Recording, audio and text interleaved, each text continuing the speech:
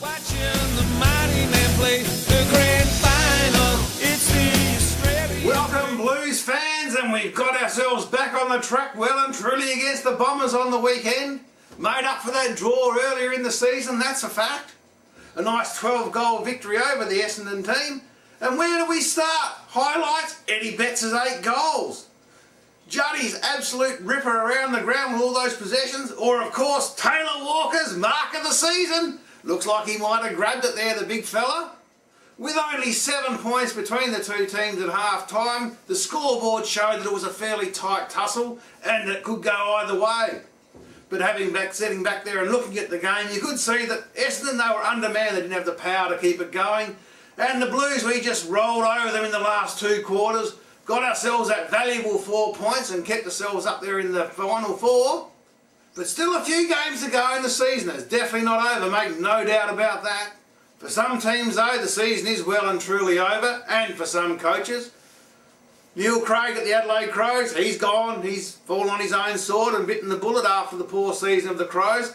Look, not really sure whether it's his fault or not. I'm not a Crows follower, so I don't really look at the team like that.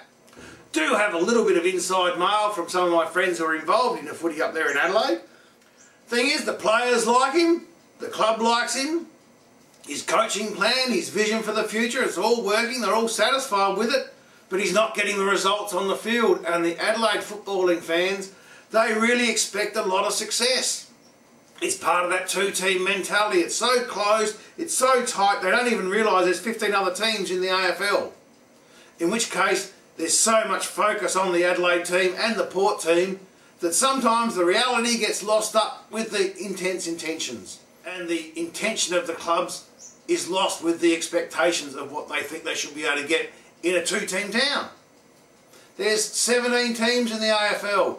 You've got to be really, really good to make the finals. You've got to be really, really good to win games of football.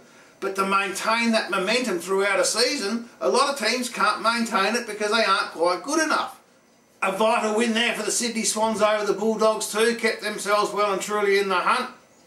Don't know what's going to happen with those 2 teams. Either one of them could make it. Doesn't really concern me. Collingwood rolled on their merry way against the Gold Coast.